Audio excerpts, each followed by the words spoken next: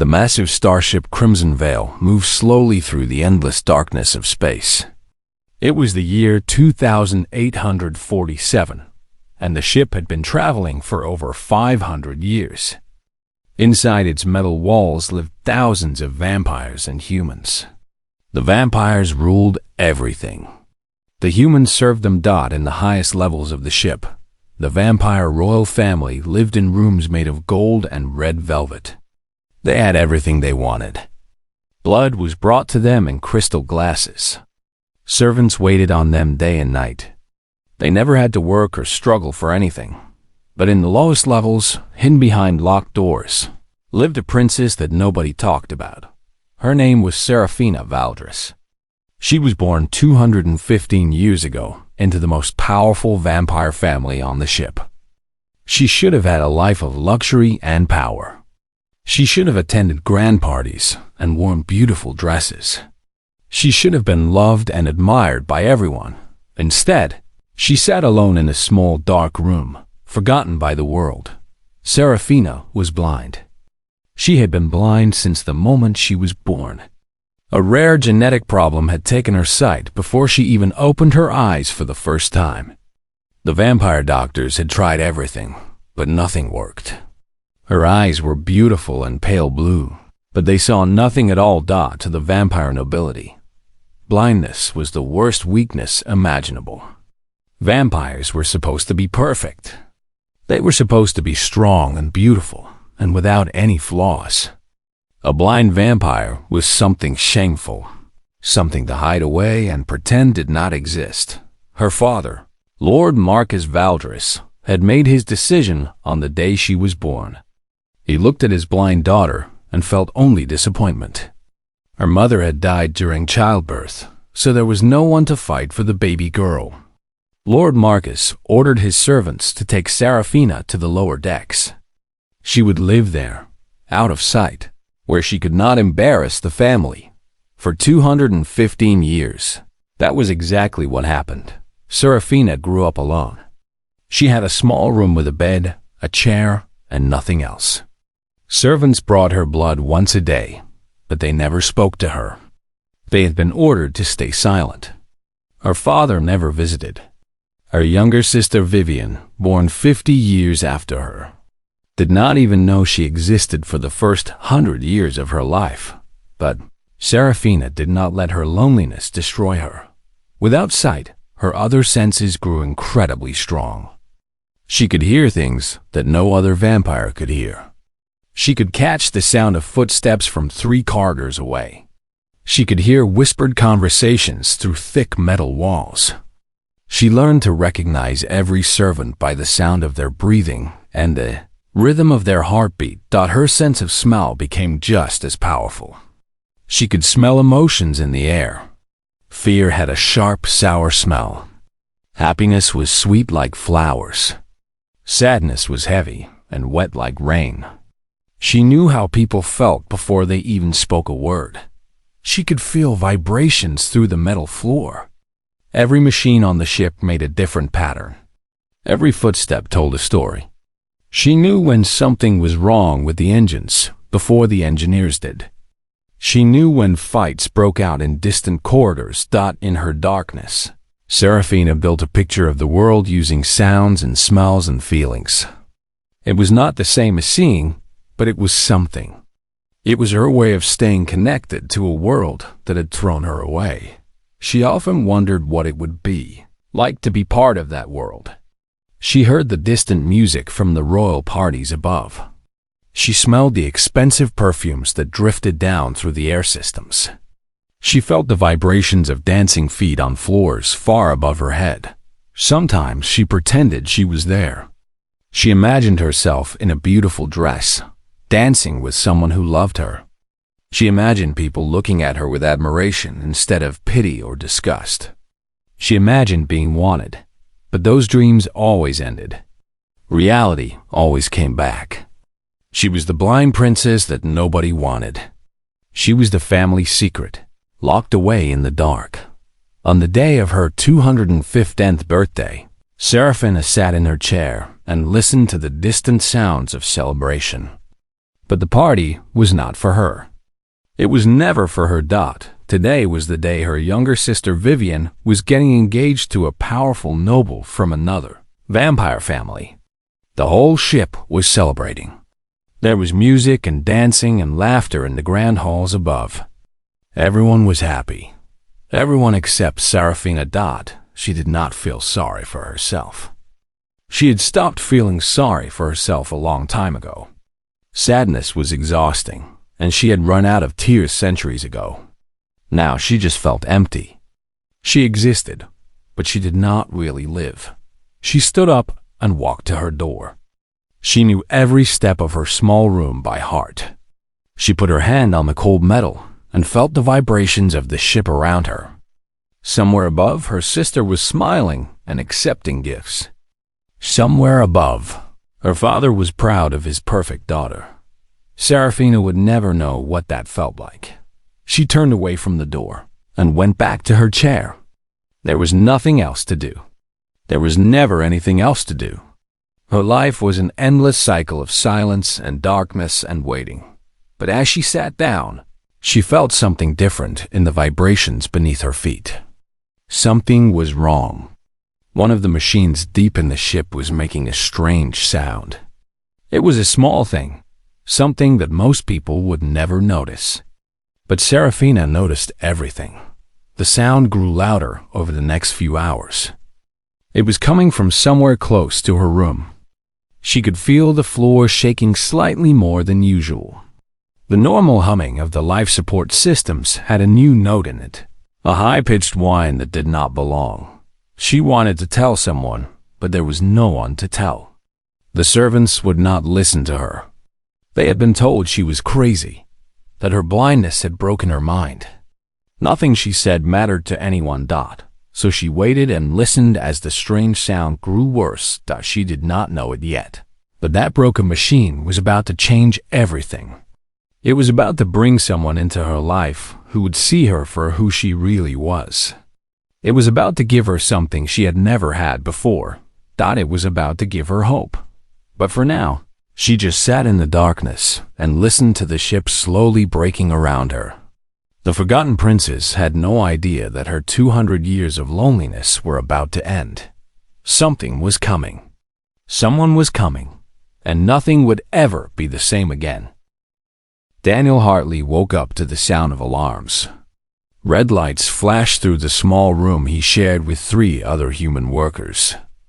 A voice came through the speakers, telling all maintenance engineers to report to Section 7 immediately.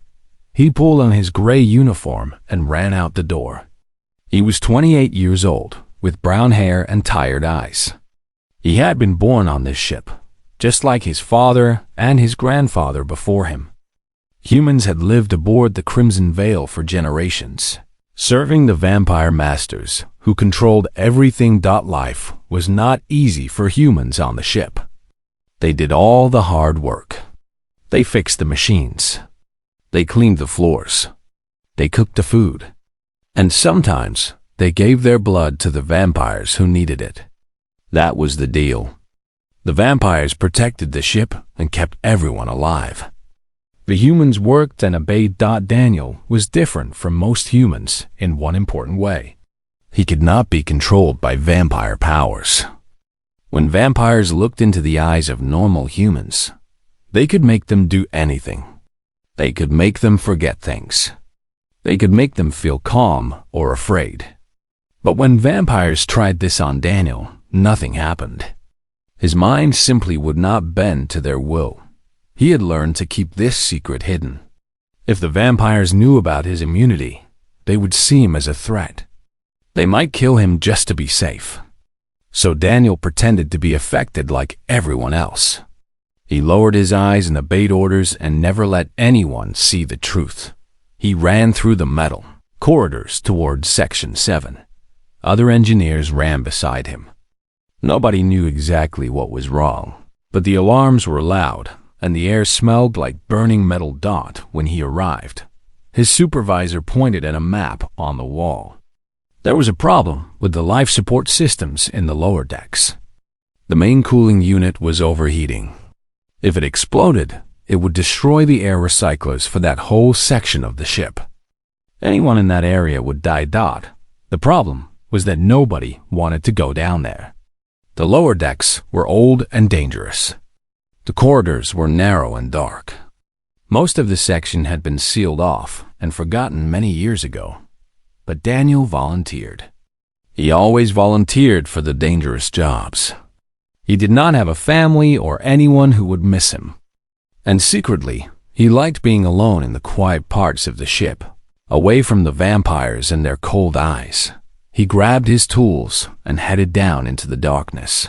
The deeper he went, the worse the air became. It was hot and thick with the smell of burning electronics.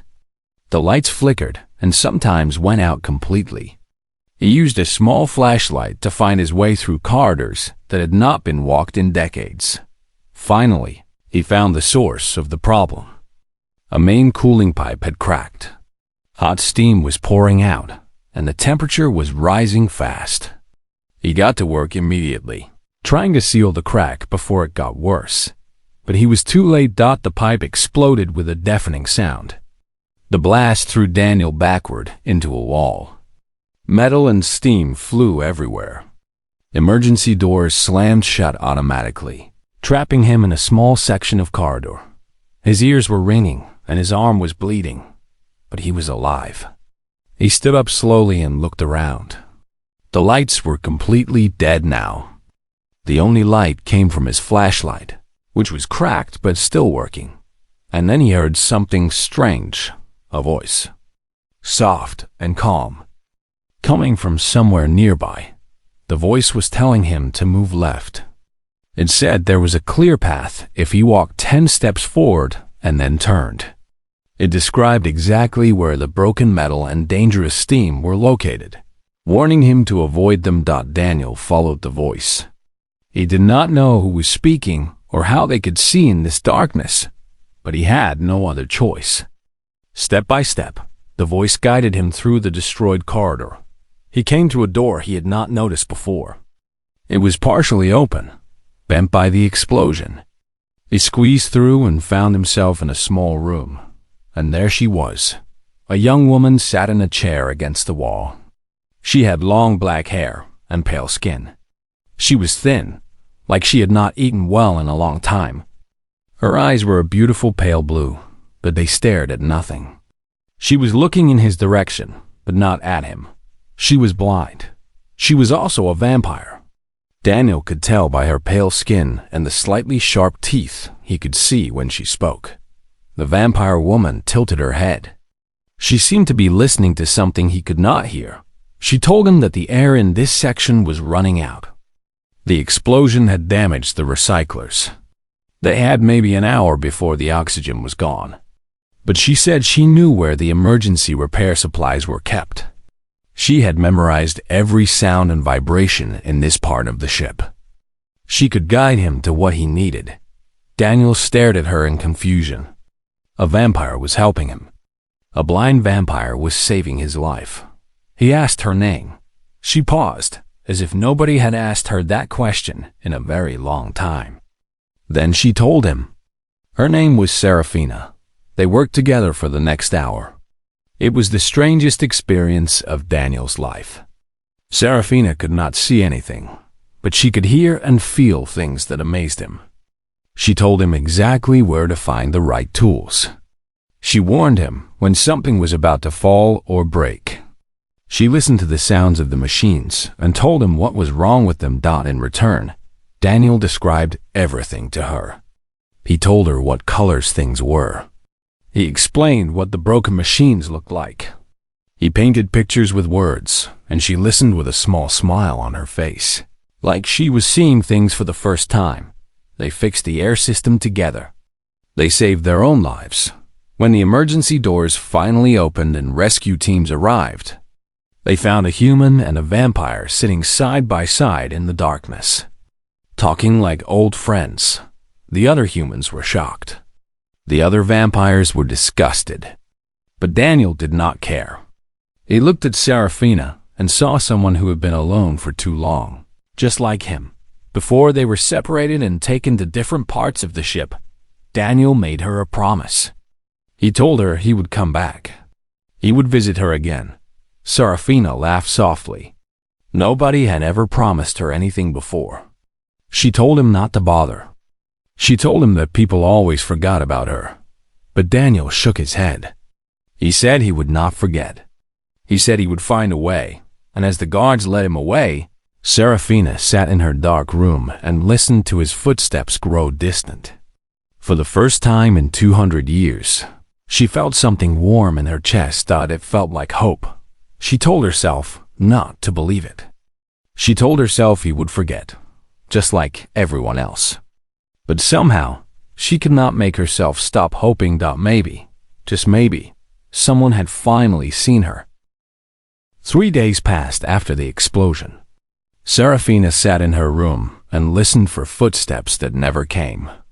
She told herself she had been foolish to hope. The human named Daniel had probably forgotten about her already. Why would he risk his life to visit a blind vampire princess that everyone hated? But on the 4th day, she heard something. Footsteps coming down the corridor. Light, careful footsteps that stopped right outside her door. Then a soft knock that her heart jumped in her chest. She had not felt this way in centuries. The door opened slowly. Daniel slipped inside and closed it behind him. He was breathing hard, like he had been running. He told her that sneaking down here had been difficult. The vampires did not like humans walking around alone. But he had found a way, and he had brought gifts. He pulled a small device from his pocket. It was an old music player with headphones. He said he had found recordings of music from Earth, from before humans ever left their home planet. He thought she might like to hear them. Serafina took the device with trembling hands. Nobody had ever given her a gift before. She put the headphones on and pressed play. The sound that filled her ears was beautiful. It was a song played on instruments she had never heard before. A woman was singing about love and loss and hope. Tears ran down Seraphine's face without her even realizing it. Daniel watched her listen. He saw the tears and felt his heart ache for her. How long had she been trapped in this room? How long had she been denied simple things like music and company? From that day on, Daniel visited her whenever he could. Sometimes he could only stay for a few minutes. Sometimes he could stay for hours. He always brought something new. He brought more music. He brought recordings of old radio shows and stories read aloud. He brought descriptions of things she had never experienced.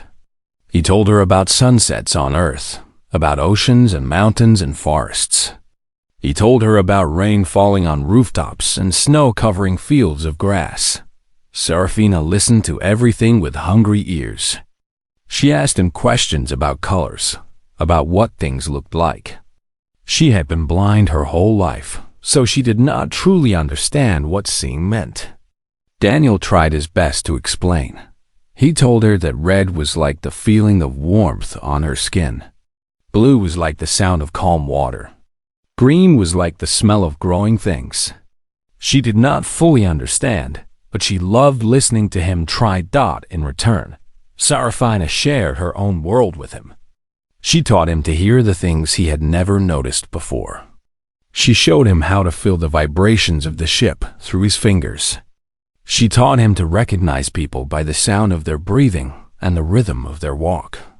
Daniel learned that Seraphine's blindness had given her gifts that sighted people would never have. She could sense things that were invisible to everyone else. She knew when people were lying by the way their heart beat faster. She could tell when machines were about to break down before any sensors detected a problem. Her blindness was not a weakness. It was a different kind of strength. The months passed, and their friendship grew deeper. Daniel found himself thinking about Serafina all the time. When he was working on machines or eating with other humans, his mind was always in that small dark room with her. Serafina felt the same way. She listened for his footsteps constantly. When he was not there, she replayed their conversations in her mind. She memorized every word he had ever said to her. One night, Daniel arrived at her room and found her upset. She had heard servants talking in the corridor. They were laughing about the blind princess hidden in the lower decks. They called her a monster and a curse on the Valdris family. Daniel sat beside her and took her hand. He told her that those people were wrong. He said she was the most remarkable person he had ever met. Her blindness did not make her less. It made her see the world in ways that nobody else could. StoHFY turned her face toward him. Her pale eyes stared at nothing, but somehow he felt like she was looking right into his soul. She asked him why he kept coming back. She asked why a human would risk so much for a vampire. Daniel was quiet for a long moment. Then he told her the truth. He said that when he was with her, he felt like he mattered.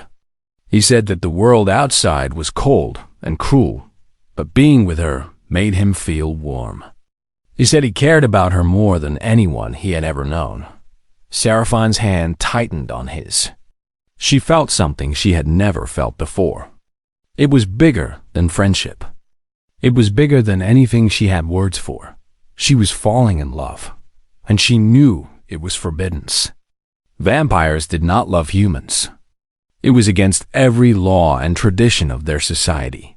If anyone found out, Daniel would be killed, and she would be punished in ways she did not want to imagine.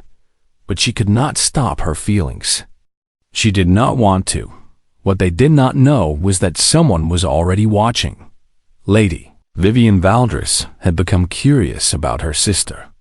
She had heard rumors about the explosion in the lower decks and how a blind vampire had helped a human survive. Nobody was supposed to know about StoHFY, but secrets always find ways to spread. Vivian sent spies to watch the hidden princess. And those spies saw Daniel coming and going from her room. Vivian was ambitious. She had always wanted power, and now she saw a way to get it. If she revealed that her sister was having a forbidden relationship with a human, Lord Marcus would be furious. The scandal would destroy StoHFY completely, and Vivian would be the only daughter left. She went to her father with the news. Lord Marcus listened in cold silence. His face showed no emotion, but his eyes burned with anger. A Valdris princess, even a blind and forgotten one, was still a member of the royal family. For her to disgrace them with a human was unforgivable. He ordered his guards to prepare. Tomorrow, he would summon StoHFY to the Grand Hall. She would face judgment before the entire vampire court. And the human Daniel Hartley would be brought in chains. The punishment for their crime was death. Far below, in her dark room, StoHFY laughed at something Daniel said. She was happier than she had ever been. She had no idea that her world was about to fall apart. She had no idea that by morning, she would be fighting for both their lives. The guards came at dawn. StoHFY heard them coming long before they reached her door. Heavy boots marching in perfect step. 6 vampires, all armed. Their hearts beat slowly and calmly, the way trained soldiers always sounded. She stood up from her chair and faced the door. She knew why they were coming. She had always known this day would arrive. A princess could not hide forever, and love could not stay secret. The door burst open. The guards grabbed her arms roughly and pulled her into the corridor. They did not speak to her. They did not need to. The cold metal of their armor told her everything. She was being taken to judgment. The walk through the ship took a long time. StoHFY had never been to the upper levels before. The sounds were different here. The floors were polished. The air smelled clean and expensive. She could hear music and laughter in distant rooms. This was the world she had been denied her entire life. Finally, they arrived at the Grand Hall. The guards opened the massive doors, and sound washed over StoHFY like a wave. Hundreds of vampires were talking and whispering. Their voices rose and fell like the tide. She could smell their expensive perfumes and the blood on their breath. She could feel their eyes on her, staring at the blind princess they had pretended did not exist. She walked forward without help. She had spent 200 years learning to move without sight. She was not going to stumble now. She kept her head high and her steps steady. The whispers grew louder. They could not believe what they were seeing. The cursed daughter of Lord Marcus, walking with dignity. The blind monster, looking almost like a real princess, stood at the far end of the hall. Lord Marcus sat on a throne of black metal. Seraphina could hear his slow breathing and the angry drumbeat of his heart. Beside him, she heard another heartbeat. Faster. Excited. That would be Vivian, enjoying every moment of this. Lord Marcus spoke. His voice was cold and hard like ice. He called Seraphina a disgrace. He said she had shamed the Valdris name by touching a human. He demanded that she renounce Daniel and agreed to marry a noble of his choosing. Seraphina listened in silence. When he finished, she did not speak immediately. The entire hall held its breath. Then she answered. She said no. The hall erupted in gasps and whispers. Nobody said no to Lord Marcus. Nobody dared. But Seraphina was not finished. She spoke clearly so that everyone could hear her. She said that Daniel was the only person in 200 years who had treated her like she mattered. She said that he had shown her kindness when her own family had shown her nothing but shame. She said that if loving him was a crime, then she was proud to be guilty. Lord Marcus stood up from his throne. His face was dark with rage. He asked her if she knew the punishment for what she had done. Seraphina told him yes. She knew the human would be killed. She knew she would be exiled or worse. But she did not care. She had lived in darkness and loneliness for centuries. She had been dead inside for longer than anyone could imagine. Daniel had brought her back to life. If speaking the truth meant dying, then at least she would die having finally lived. For a moment, nobody moved. Then Lord Marcus gave an order. The guards brought Daniel into the hall. Seraphina heard his familiar footsteps, but they were slower now. He was in chains. His breathing was rough, like he had been beaten. Her heart broke at the sound. Daniel was thrown onto the floor in front of the throne. Lord Marcus announced the sentence. The human would be exposed to artificial sunlight until he died. It was a slow and painful death, meant to be a warning to others. Seraphina started forward, but guards grabbed her and held her back. And then something unexpected happened. A voice spoke up from the crowd. It belonged to a human servant standing near the wall. The servant said that the princess had saved human lives during the explosion. The servant said that she had done more good than any vampire noble ever had.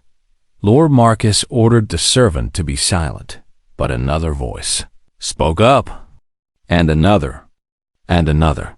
The human servants in the hall began to stand. There were hundreds of them, working silently in the background as they always did. But now they were standing together. They were speaking together. And then some vampires stood up too. Younger vampires. Vampires who had human friends. Vampires who were tired of the old rules and the old cruelty. The crowd split into two sides.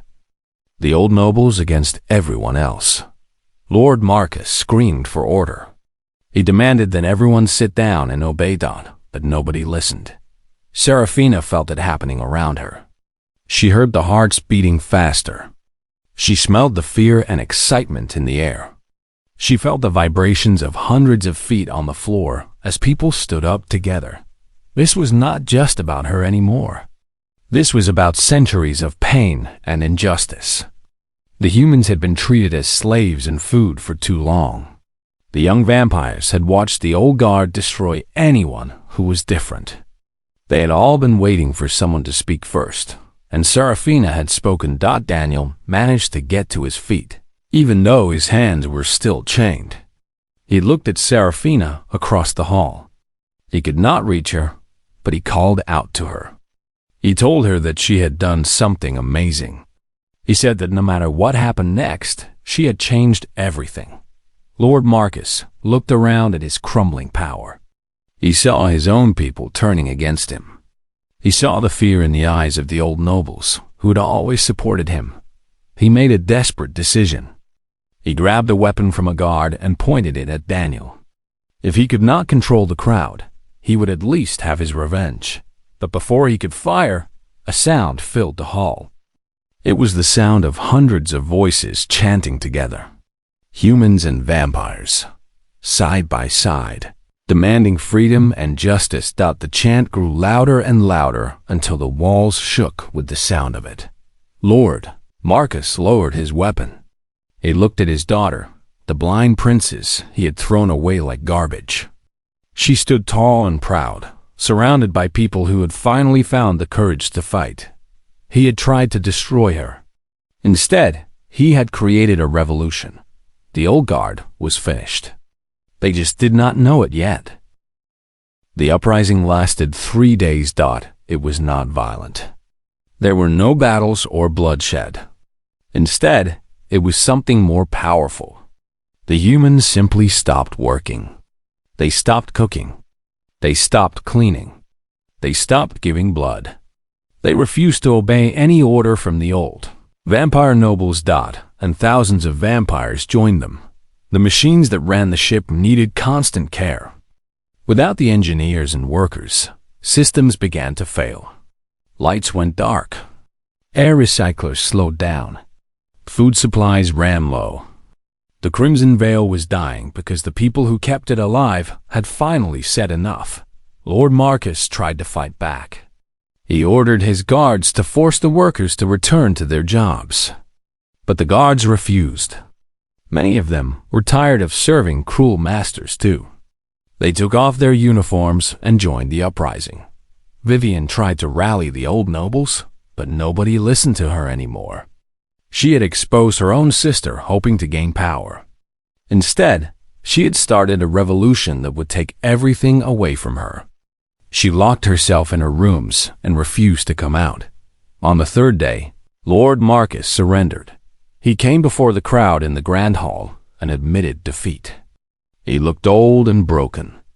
The power he had held for centuries had crumbled in just 3 days. He agreed to give up his throne and accept whatever judgment the people decided. The crowd cheered. Humans hugged vampires.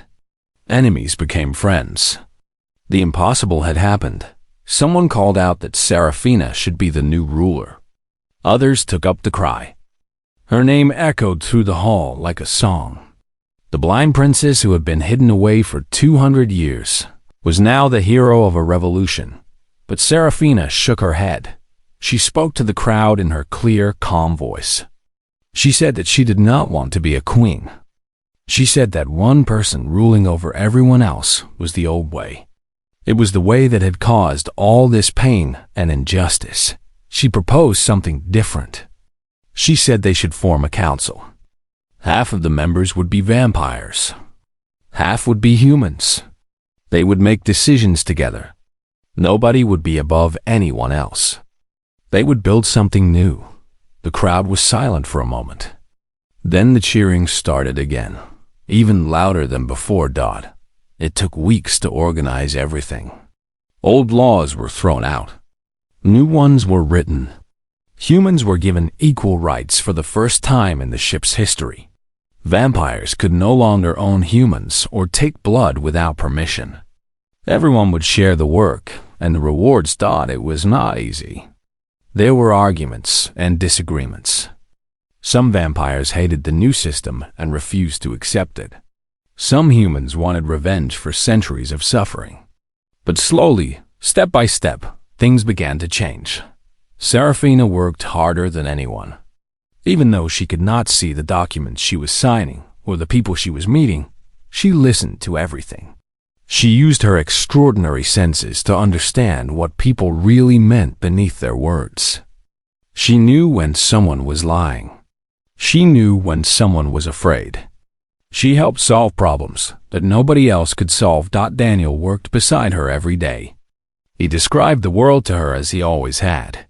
He told her about the faces of the people they helped. He read reports aloud so she could hear them. He was her eyes, just as he had been since the day they met. One evening, After a long day of meetings, they walked together to the observation deck. It was a large room with windows that looked out into space. Stars filled the darkness like scattered diamonds. Daniel described what he saw. He told her about the colors of a nearby nebula, purple and blue and gold. He told her about the distant galaxies spinning slowly in the endless night. He painted pictures with his words, the way he had done 1,000 times before. Serafina listened with her head resting on his shoulder. She could not see the stars, but she could feel the cold of space through the glass. She could hear the soft hum of the ship around them. She could smell Daniel beside her, warm and alive and real. She told him that she used to think her life was a tragedy. She had been born blind and thrown away by her own family. She had spent 200 years in darkness and loneliness. But now she understood that every moment of pain had led her to this place. It had led her to him. Daniel turned to face her. He took her hands in his. His heart was beating fast, and she could hear it clearly. He asked her to marry him. Serafina smiled. It was a real smile, the kind that reached her eyes even though they could not see. She asked him if humans still did that, if marriage was still important to his people. Daniel told her that marriage meant promising to love someone forever. It meant choosing to walk through life together, no matter what happened. Serafina said yes. The wedding was held in the Grand Hall 1 month later. Thousands of people attended. Humans and vampires sat together without any division. There was music and dancing and joy. It was the first celebration of its kind in the ship's long history. Serafina wore a white dress that she would never see, but that everyone told her was beautiful. Daniel stood beside her, holding her hand as he always did. When they spoke their promises to each other, the whole room fell silent to listen. There were still challenges ahead. Old prejudices would not disappear overnight. Some people would never accept a new way of doing things. There would be fights and setbacks and difficult days, but something had changed forever. The Forgotten Princess had proven that love was stronger than hate. She had shown that the people everyone threw away could become the ones who saved everyone else. Her blindness had allowed her to see what truly mattered.